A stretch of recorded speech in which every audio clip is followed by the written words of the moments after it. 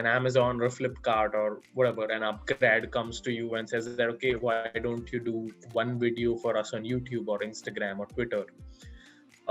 I feel like that's the next step has already come through now, and it's been going on since about a year or 2 years, where the brands are now properly doing long form contracts with creators.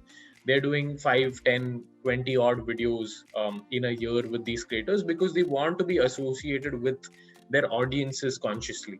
And it's also a better deal for the creator in the sense that they don't have to work with 5 different competing brands in order to make ends meet.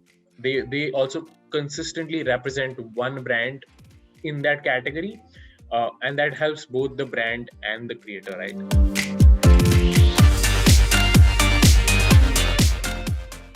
This is Viraj Allahbadia. Welcome to the 100x Entrepreneur Podcast.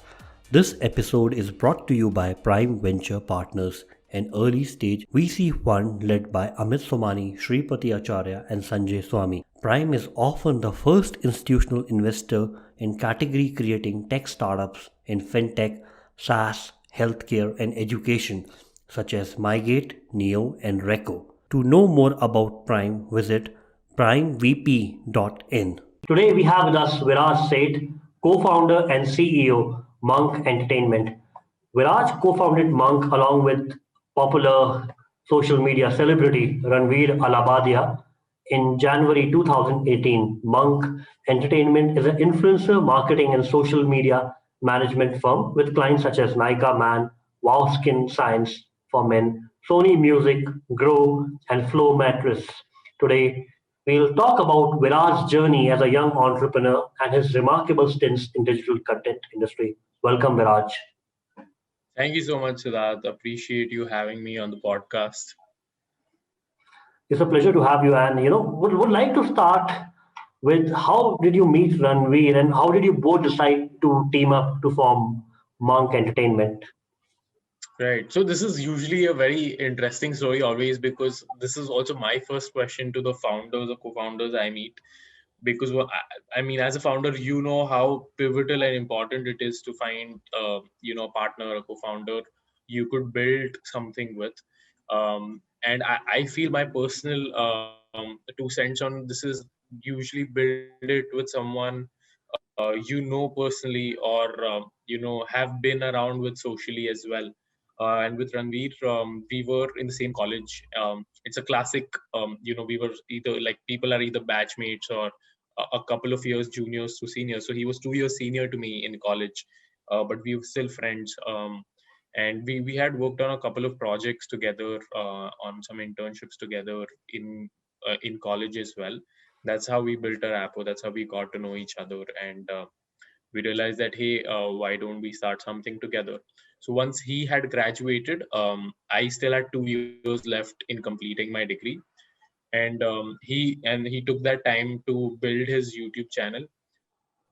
He had built it to about 100,000 subscribers, and that's when we reconnected, and we met, and he was just like, hey, this is what's happening. I feel like brands will probably start approaching, but I don't know how to negotiate or speak to them. I don't want to. Can you possibly take this up for me? And I was like, yeah, sure. I didn't have anything to lose. It was my last semester in college. I had one job in hand already, and I didn't have any attendance issues. So I was just like, okay, what's the worst that could happen? I'd be rejected by all these brands, but I would still have a learning curve then. And that's exactly what happened. It worked out very well.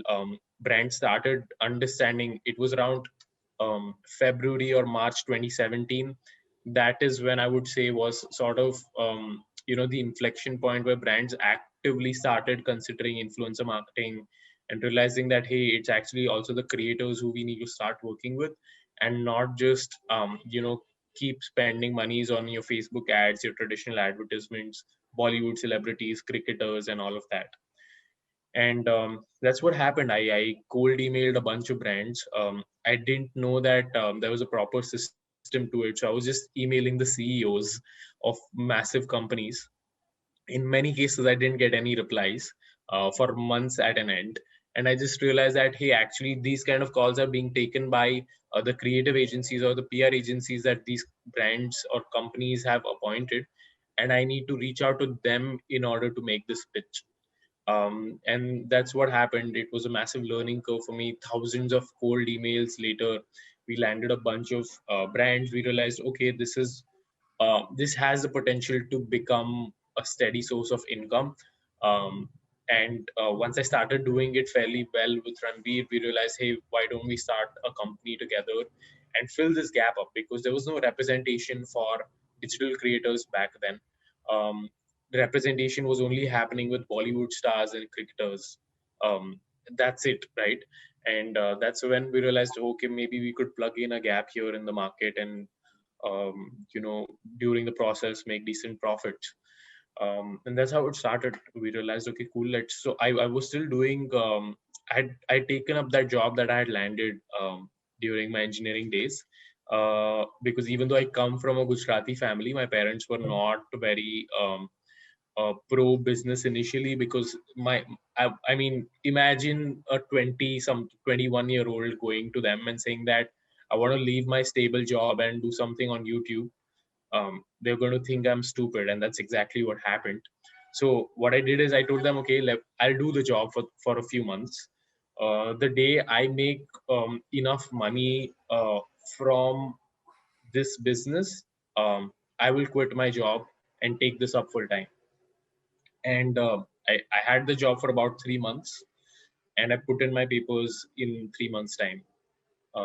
So that's how it all happened. And how has been the journey since quitting your job? Like, say, if you can share over a period of the next 2 years, how did it go? It's been fantastic, man. I mean, so even during the job, the thing was I hadn't stopped work, right? So I used to not take my lunch breaks, and I used to just get on calls with clients.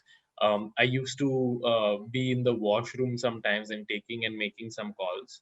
And to an extent where my managers in the companies just took me to the side and they're like, "Who do you speak to so much?" And I didn't know there was an intervention going to happen, so I was really flustered. And funnily enough, I could have said my girlfriend or my friend or whatever. I said my mom. And and they clearly didn't believe that.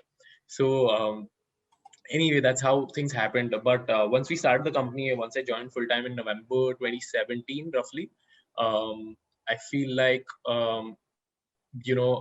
we sort of knew already what we were going to do, right? We already have had proof of concept with one talent, and we just had to scale that.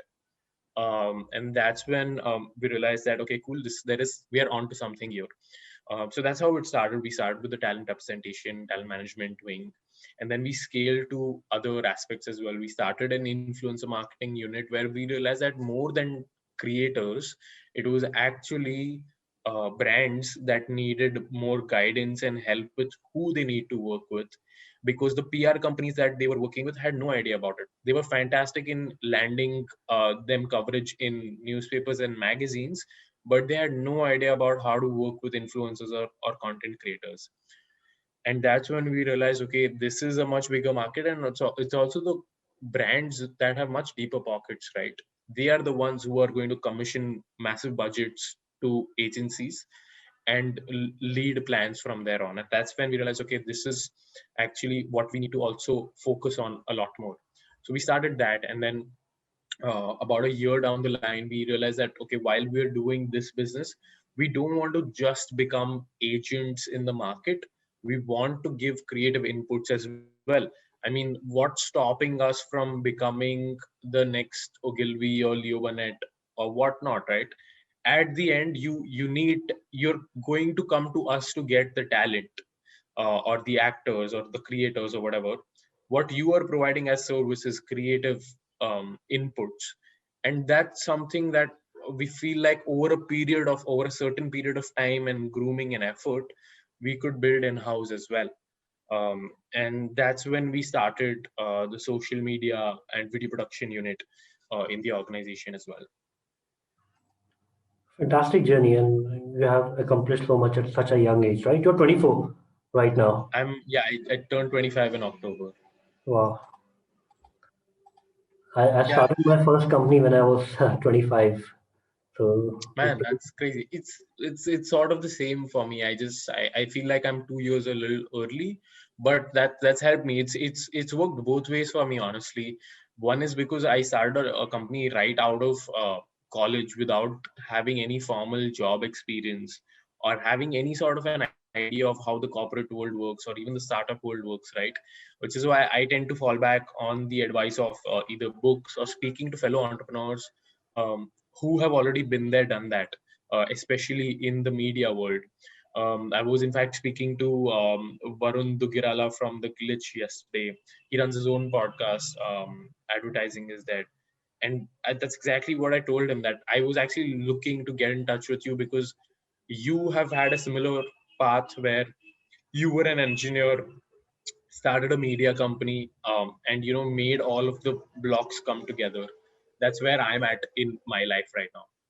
So that's what's happened, in a sense. But yeah, in the terms of time, I have a lot of advantage. I've made a lot of mistakes which I know that tomorrow if I were to start a completely different startup, I would know where not to go and what not to do. So that's fantastic help. and can you share us about the current scale of Monk Entertainment, like in terms of revenues, number of employees, and the number of brands you work with, or influencers even you work with? Right. So we're about 45 to 50 team members right now. We scaled significantly in the last year, or so, when last 1.5 years or so, when we started building the social media unit as well. So we have about four main domains. One is talent management, the other is influencer marketing. We have social media, and we have video production. These are our four wings of businesses that we built over the last 1.5, 2 years. Um, in terms of the kind of brands we have about on and off, we're working with about um, 75 to 100 odd brands, and these some of these are on retainer basis, some of these are on pure play project basis. It could be a one-off video they wanted to do with one talent, or it could be like 15 videos they wanted to do across YouTube. Like, say, some of our recent clients could be someone like a Cred.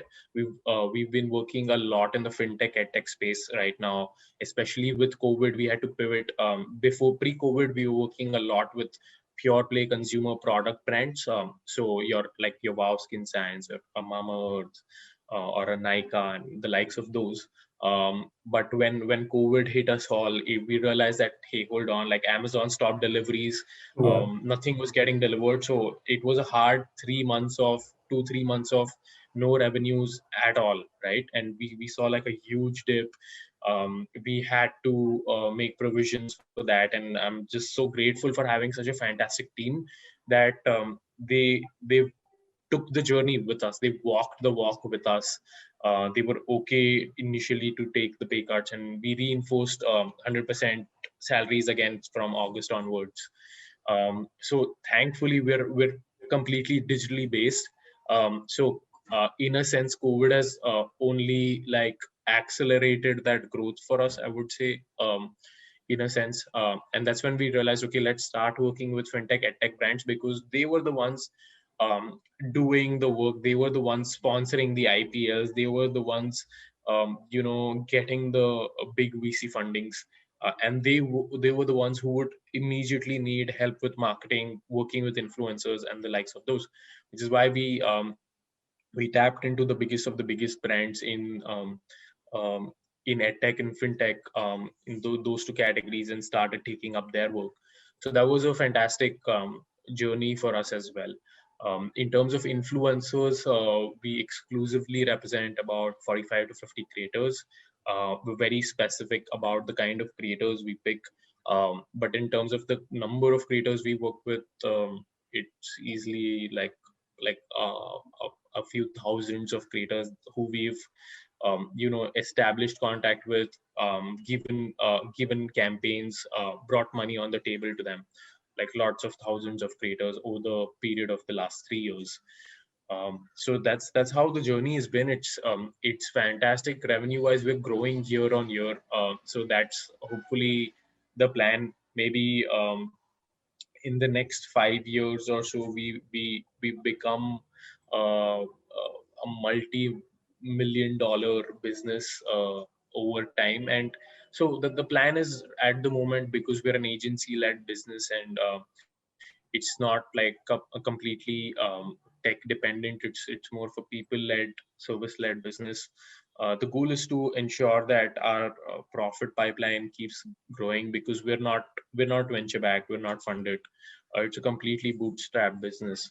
So yeah, the goal is always to ensure that we keep our costs low, even 2-3 years down the line, but we focus on quality.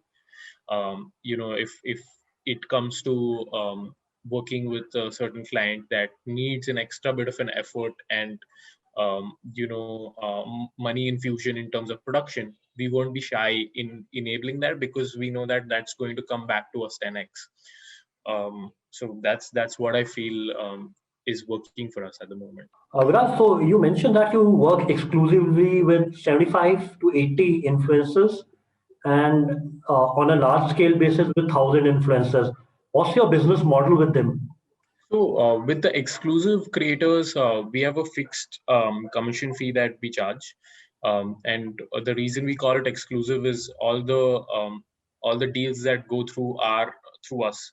So we have access to the emails, and it's a completely transparent system. But the exclusive creators also have additional benefits, like we have them with PR, we have them with their events, we have them with collaborations, we have them with all sorts of backend support. If say hypothetically your account gets hacked tomorrow on YouTube, Instagram, we have immediate access to the management, and we can ensure that we expedite that issue and take it up quickly. So a lot of those basic things which the creator usually has a headache about, and sometimes they're non-revenue generating for them, and they shouldn't worry about, honestly, is something we look at. But our core focus, of course, stays in the fact that we want to bring more and more business for them, because usually, Siddharth, it's been a notion that an artist always performs better when he's hungry. That's actually just a very Bollywood and filmy way of looking at things. But in today's time, if the artist doesn't have money in the bank, he or she won't be able to create good content. They'll always be anxious about what's the next paycheck going to come from, and we don't want the creator to be in that state ever.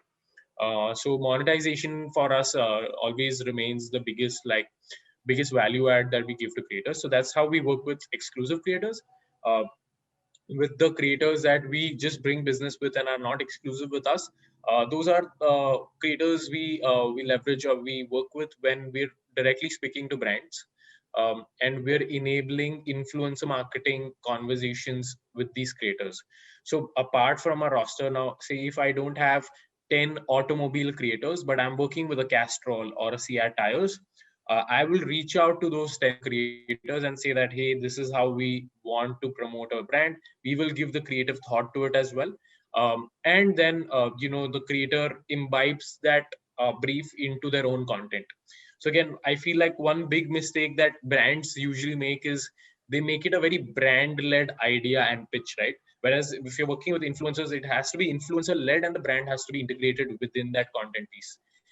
And that's a bridge we're trying to that's a gap we're trying to bridge essentially through our organization as well, where we know exactly how a creator thinks, because again, I started the organization with talent representation, right? So I know how the creator is exactly thinking when a brand is approaching them, and that's the approach I take to the brand as well, saying that, hey, let's not tell them to mention 5,000 of our USPs. Pick 3 USPs which matter the world to you, and let's put those in the content piece. So yeah, that's essentially how we work with influencers. And how do you differentiate yourself? When 2018 you started, there was no mainstream influencer representation or management uh, Right. firm or agency. But today they have a lot have sprung up since YouTube Right. has started promoting influencers. That is very true. Yeah. So how And do you Siddharth, differentiate? honestly, like you rightly said that, especially with influencer marketing companies, they're the new fad, and it's the new wave because the entry barrier is so low. Tomorrow, a 16-year-old can, might have two influencer friends and might pick up the phone on one brand locally, and say that, hey, मैं आपके लिए दो influencer लाके देता हूँ 5,000 रुपए में, वो आपका प्रोडक्ट प्रमोट करेंगे इंस्टाग्राम पर, and that guy can go on to say he has an influence marketing agency, right? But a couple of things that differentiate us. One is the scale that we operate at. We're working with the biggest of brands, and while doing that, we're also working with startups a lot. The likes of a Wow Skin Science or a MamaEarth or a Flow Mattress or all of these guys. We worked with them when they were on their seed stage or a Series A at best, and that's when, and we were working at very low budgets to start with at that. Now we see the kind of way they've scaled with us now. So we like to grow with companies that are doing promising work. I know that these guys are the ones that are going to sort of be the next PNGs and HULs in the next 20 years. So if I want to sort of be a fantastic creative agency over the next 10, 15, 20 years, and if I say that, hey, why can't we be the next Ogilvy's or Leo Burnett's, I need to work with clients that are the HULs and PNGs of tomorrow. Yeah. So that's the approach we've taken, and we've built very strong ties with these brands always. So that's one. With the creators that we are in touch with, we worked with like every big creator that India has to offer, right? So it just makes our life easier that, okay, if I know these guys right at the top, we could bring on or associate with literally every creator in that industry or within that range moving forward. So few have access to that as well. And most of the anything, the fact that we represent creators exclusively, that helps our case a lot, because it's like getting every deal to come through you would be fantastic. Say as a VC, from a VC's point of view, right? If you were to say that, okay, every founder that ever builds a startup has to give us the first right of refusal for funding. That would be a fantastic clause for a VC, right? That, okay, for example, I say that, okay, I want exclusive rights to every startup that Kunal Shah builds tomorrow, for example. That's something a VC would take a lot of pride in, and that's sort of what helps us in a way, that every deal that comes through to the creator is what we have access to first, and we close the deal first. Through that, we also get access. Okay, so for example, if an Amazon reaches out to one of my creators, okay, I know that now I am directly speaking to the marketing person at Amazon. I'm going to tell them, okay, I will pitch you 50 other creators along with this, and I will build a complete campaign for you. And that's why it's mainly just access that helps us a lot in general in the market. And just one is, of course, also speed in the agency led business and in service based business. Speed is of such prime importance to us. So speed is something we really pride ourselves on as well. And just giving very quality service, man, like just keeping in touch with people, um, and just those basics of doing any sort of business is what sort of becoming the differentiator. We don't have a crazy moat like any of these tech companies would, but I just feel like these are certain like differentiators which are very lacking in the business. We give extreme importance to transparency when it comes to exclusive creator contracts, something that has never been done previously in the whole industry. There have been cases where creators have felt cheated. They felt like they were put on slave contracts, essentially. And a lot of these creators come from tier 2, tier 3 backgrounds, and they have no idea about what these contracts are or what the legalities of these are. They just feel like, oh, a company from Bombay or Delhi is approaching them. हाँ वो कुछ बोल रहे तो अच्छा ही करेंगे हमारे लिए, and they just sign it blindly. So that's what we have sort of tried to inculcate. We have told these creators specifically, please first go to a lawyer and review this contract. Only then will we let you sign it. So those are certain practices that we've incorporated in our business. How do you think influencer marketing will evolve from here? Uh, from right we're sitting Right. in, right? So Jan 2021.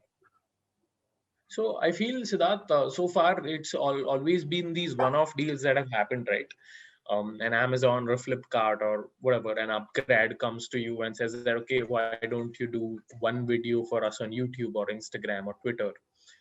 I feel like that's the next step has already come through now, and it's been going on since about a year or 2 years, where the brands are now properly doing long form contracts with creators.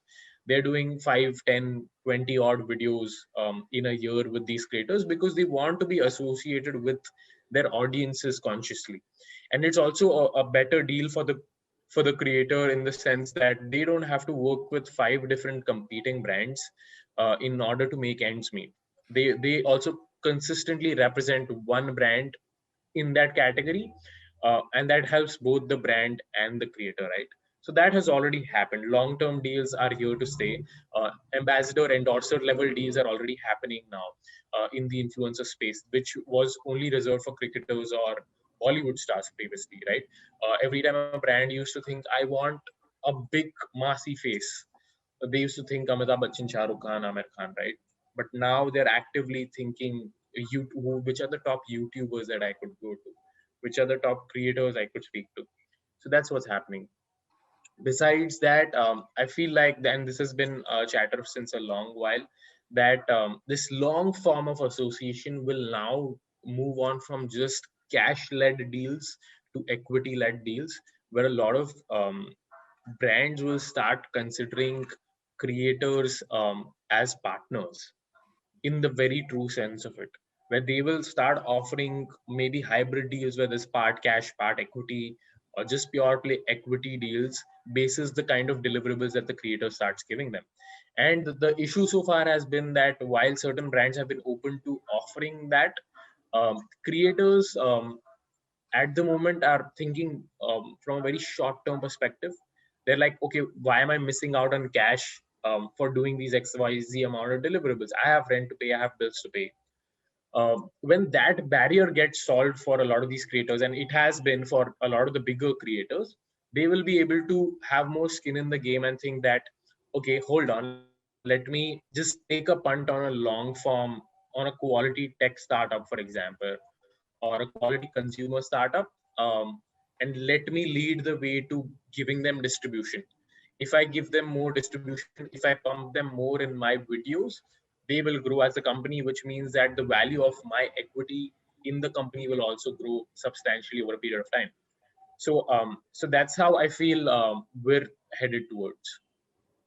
And how do you segment the market of creators? For example, in our conversation, you mentioned there are big creators, there are small creators, and medium creators. Is there a parameter that, let's say, this creator has more than 1 million YouTube subscribers, so he's a big creator? Right. So this has been a gray area since a while, honestly. There is no standardization to this process so far. But we do internally have certain tiers that, there will be nano creators, there will be micro creators, macro creators, extremely premium category A creators, and that's how we segment it. So now your category A will be people who have blue tick on multiple platforms, people who have, say, a million odd followers or subscribers across platforms, people who have a very who are at the top of their games in their own categories. So for example, now if someone in the self improvement or motivation space has only 500K subscribers, there is a possibility they could be category A because they may not have as big an audience as the fourth highest or fifth highest creator in the comedy space, because comedy is what people actually consume on internet. The biggest comedy creator might have 10 million subscribers, and the fifth biggest might have 5 million subscribers, but that fifth guy is still not at the top of his category in that space. So maybe he may not be cat A. So it's very vague. It depends on what kind of brand you're speaking to, what are their requirements. Basis that is when we categorize and figure out that, okay, this is a category creator for you, this is a micro creator for you, this is a nano creator for you. If let's say Ankur Warikoo and Tanmay Bhatt, so which category Right. would you place them in? So Tanmay Bhatt would definitely be cat A because he has multi-platform presence. He's, I think, verified on all platforms. He gets a good amount of viewership coverage across all platforms. His PR is very strong. He's been featured on all of the biggest like debates, panels, whatnot. So Tanmay Bhatt definitely is one of the biggest like creators in the Indian ecosystem. Ankur Warikoo, while as an entrepreneur, he stays fairly premium. As a creator, I think he's getting there. So while a brand would ask me, okay, can you get me, say if it's an ed tech brand that reaches out to me and says that, okay, I need like two premium category A creators, I need two creators within 100K to 1 million, and I need two creators below 100K. I would put Ankur Warikoo in the second category where he's at about 100K to 1 million subscribers. But I would give him preference over someone else in the same category and same numbers, because he is already educated about the kind of things he's speaking about. So, for example, if it was a fintech brand, I would say, okay, definitely pick Ankur Warikoo over someone who might have even 500K subscribers, because Ankur Warikoo has been an entrepreneur himself, and there is much more value to his words than someone who's just talking in Hindi or talking in some regional language and has just been able to simplify things and able to amass more followers. So I would suggest that, okay, Ankur Warikoo here. So if he's talking about equity or ESOPs, for example, I would say that, okay, you need to work with Ankur Warikoo because he's been there, done that. Yeah. And you yourself, have a massive following on Twitter. For example, you have 30,000 followers. Right. Right? How did you build that? It's, for example, Right. for any creator who aspires to be the next Viraj on Twitter, right? What's the step for him to Right. go from the first zero to 10,000 Twitter followers and to the next 30,000? Right. Man, Siddharth, I feel like one is I was extremely lucky to be surrounded by very famous people. So there was already top of the mind recall because they either saw me in some Instagram post or some YouTube video or things like that. So I was able to build a decent following on Instagram by just uploading Instagram stories and posting some posts once in a while. And that's sort of what helped me. With Twitter, initially, what I leveraged again is I sent a lot of my followers from Instagram to Twitter. So I feel like maybe 5-10% of my audience is from Instagram. But besides that, I feel like Twitter is something I actually take credit for in growing in terms of audience, because I have grown that purely in terms of the basis of content that I've been uploading. Uh, I've realized two rules. One is tweet about your niche, because when you tweet about your niche, you will be attracting the very quality followers. You will be attracting the right kind of people who will follow you. So, like for example, an example for a niche tweet for me was I was tweeting about content, influencer marketing, and startups. So one of the tweets I put out about startup, was that we over glamorize startups too much. Not every startup has to change the world. Some startups could purely be built for a profit basis, which will in fact, help the financial crisis of a lot of households. It will give financial liberty to a lot of households, and that is okay. That the purpose of that startup has been served. And that got a lot of applause. And I remember Kunal Bell from Snapdeal, he retweeted that and he followed me after that tweet. um, that's when I realized that, when you're tweeting very niche stuff, you might not get as much reach, but you will get the quality follows. As opposed to that, if you want to get the massy followers, also once in a while tweet about very relatable stuff.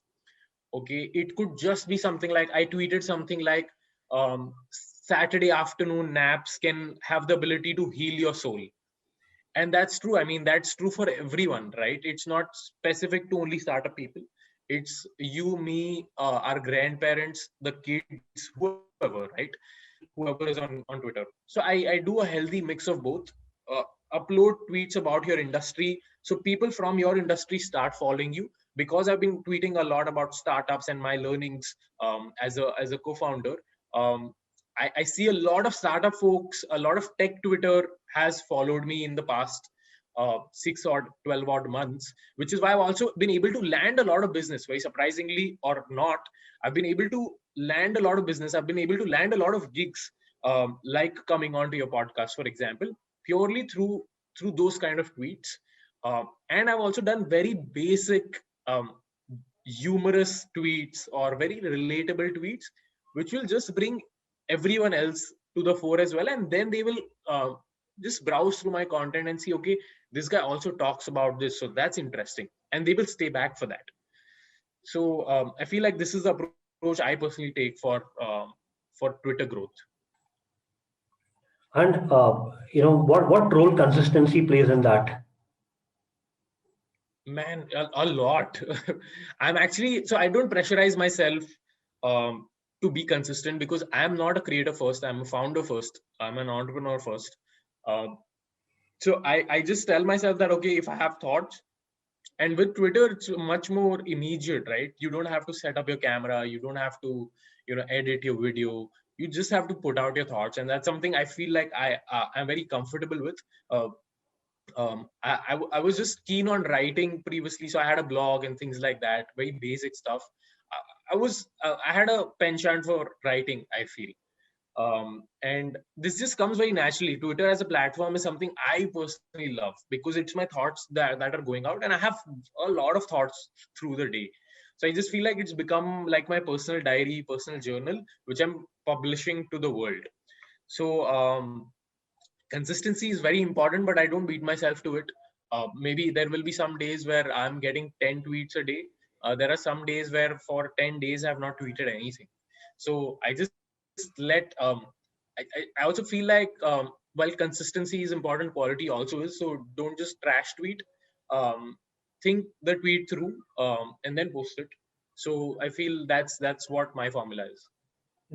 So let's talk about the chemistry between you and your co-founder Ranveer.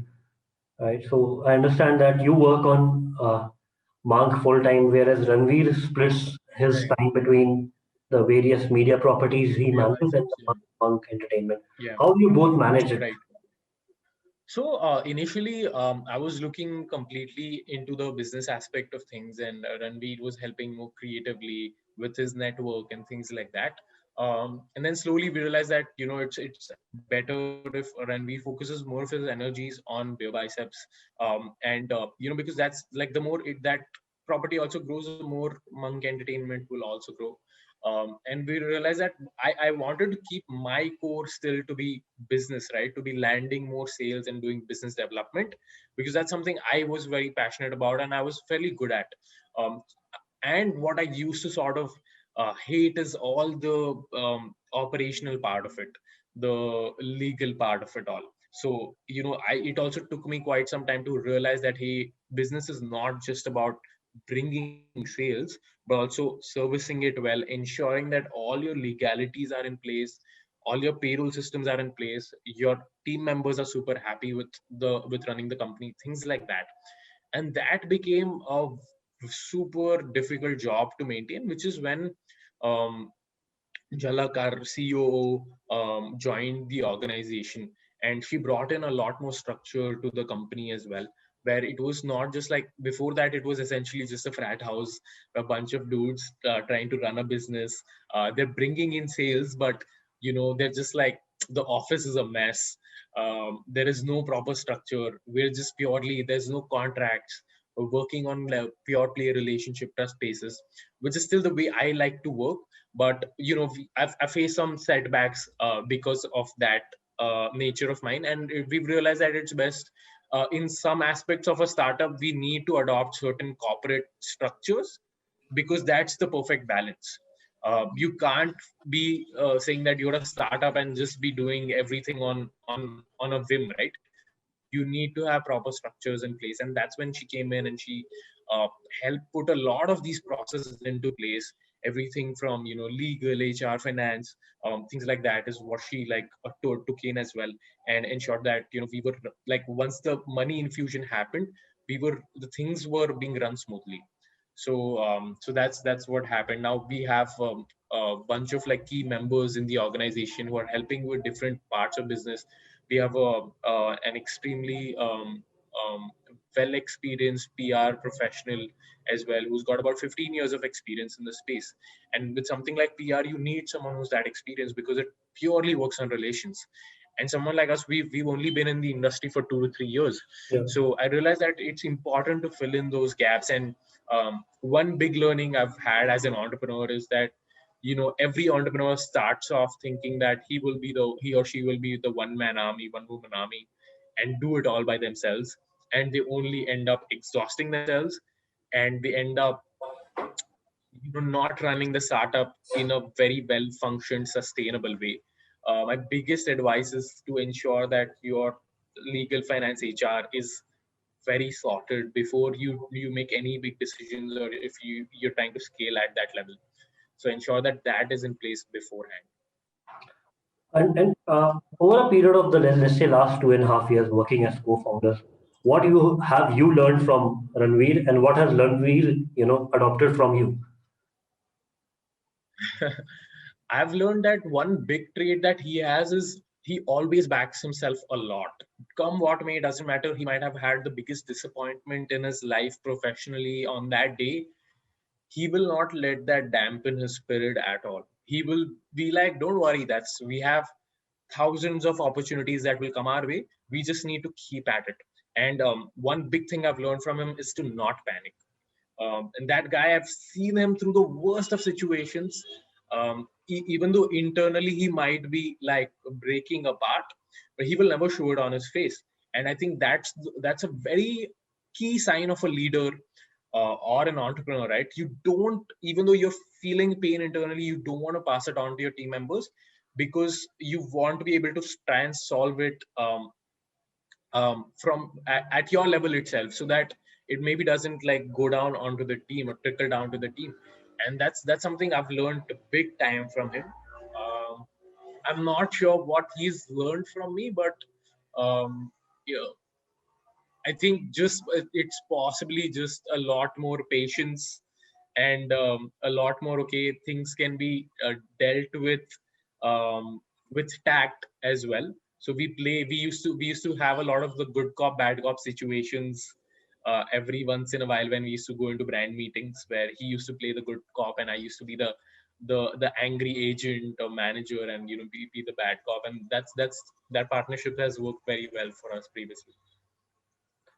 Thank you so much, Viraj. It's been a pleasure knowing your life experiences on the podcast. Th- And Thanks so much, Siddharth. Lovely chatting with you. Some fantastic questions, and that helped me unravel a lot of stories that I feel like I've never put out on some other podcast. Thanks for that.